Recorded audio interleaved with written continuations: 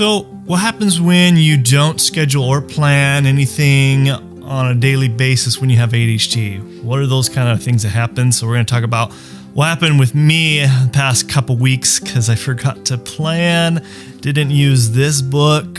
So I kind of want to explain kind of the results that I had the past couple weeks of what happened with my own ADHD in that situation. So let's get started right after this intro. Welcome back, my Optimal Mind performers and my Optimal Mind leaders. And if you are new here, I am Dr. LeGrand.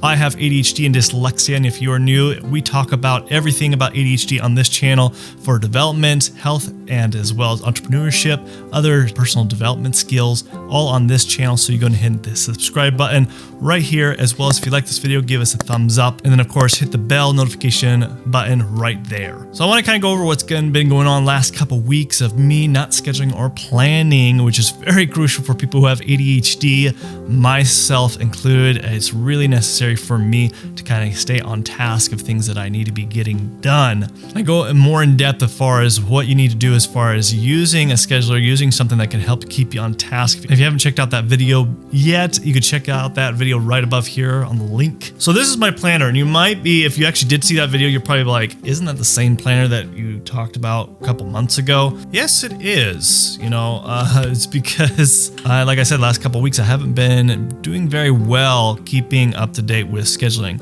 So the whole idea is that I've been telling people what's really important for people who have ADHD is that the night before, I usually will typically, I haven't been doing it for the last couple weeks, is I will typically will schedule on an hour basis of what I do for each hour for the day, or sometimes for 30 minutes, depending on what the task is, what I need to get done for work or even for personal things. Just that way I can kind of stay on task and make sure I get things done versus having a to-do list or a goal list, because anytime you do a to-do list or a goal list, I feel like you just kind of move it on to the next day and the next day. But if you actually schedule it in for a specific hour, a specific time, and you actually give it a time limit, it's easier to get it done, and it actually does happen more frequently versus if you just had a to-do list. So because I haven't been doing it for the last 2 weeks, I have been having some problems such as sleeping in a little too much, going to bed way too late because I didn't schedule anything. So when I don't schedule anything, I feel like, I know I need to get this done. Doesn't matter when I wake up, doesn't matter when I go to bed. So therefore, if it's not scheduled, I'm gonna end up wasting the day. Can you guys relate? Leave that in the comment section below if you can kind of relate with that. If you don't schedule something, mind just goes all over the place. So the other issue I've had is, my mind's been more wandery. Wandery? I don't even know if that's a word. Is that a word? Wandery? It's been wandering. My mind's been wandering more. And that's been always an issue. If I don't schedule, my mind will wander more if I don't have anything scheduled. The other issue I've been having is taking tasks that I typically need to be getting finished, but spending longer than it needs to, than necessary. So that becomes a problem because I'm not getting as much done. And then this leads to me being frustrated at the end of the day because I didn't get what I need to get accomplished, because guess what? I didn't schedule it. I didn't put it in this book. I didn't put it in there. So this is something that I need to do, start getting back, scheduling it so I can get more on task. Also, for not scheduling, I become more disorganized. Look over here. I got papers everywhere to galore. And so,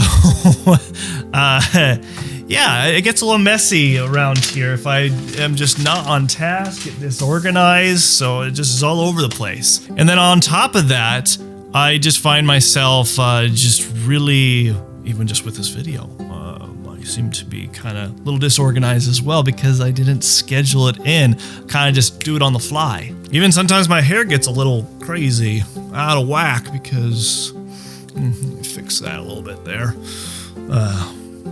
because I didn't schedule, I don't schedule for doing my hair, but you get the point. The fact of the matter is that you do need to schedule. I find that myself gets very disorganized and I just don't get very much done when I am not actually taking something like this, or it could be your phone, whatever, but actually scheduling every hour of what you need to be getting done. So if you have ADHD and you're struggling with this is something I'm telling myself as well, is to start going every night, scheduling every hour of what you need to be getting done and what you're going to do, and giving yourself a time limit on those tasks. Now, for you parents out there, this is something that's a little bit more challenging with kids, but what I suggest in that video that I talked about is typically usually asking your kids to come up with the actual schedule with them so that they feel like they're a part of it versus you only doing it. That's a suggestion that I give that can be helpful with your kids, but still having a schedule with your kids as well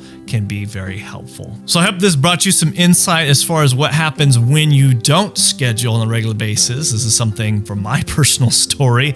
And if you guys could relate, go and leave that in the comment section below. I'm curious if you guys struggle with this as far as just being disorganizing, forgetting to schedule things in. Put that in the comment section below. I don't want to feel like I'm alone here. I don't think I am. And if you have not downloaded my free ADHD guide on health tips, it is all my information as far as nutrient supplements and labs that you should be running for the patients that I actually help with ADHD. Go ahead and download that in the description below.